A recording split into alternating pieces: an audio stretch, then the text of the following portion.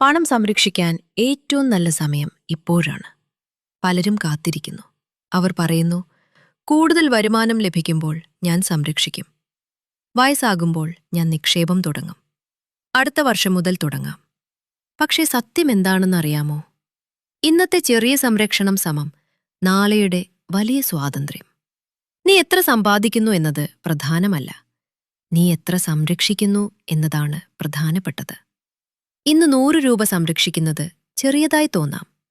പക്ഷേ സമയം, ശിസ്തം, ബുദ്ധിപൂർവമായ നിക്ഷേപം ഇവയിലൂടെ ആ ചെറിയ നീക്കം സാമ്പത്തിക ആത്മവിശ്വാസമായി മാറും.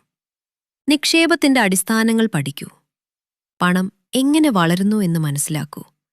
കമ്പൗണ്ട് പലിശയുടെ ശക്തിയെ മാനിക്കൂ. ഇന്നത്തെ പണശിസ്തം നാളെയുടെ അവസരങ്ങൾ സൃഷ്ടിക്കുന്നു. നിന്റെ ഭാവിയിലെ സ്വാതന്ത്ര്യം ഇന്ന് നീ ചെയ്യുന്നതിനെ ആശ്രയിച്ചിരിക്കുന്നു. ചെറുതായി തുടങ്ങൂ, ബുദ്ധിപൂർവം തുടങ്ങൂ. എന്നാൽ ഏറ്റവും പ്രധാനമായി ഇന്ന് തന്നെ തുടങ്ങൂ.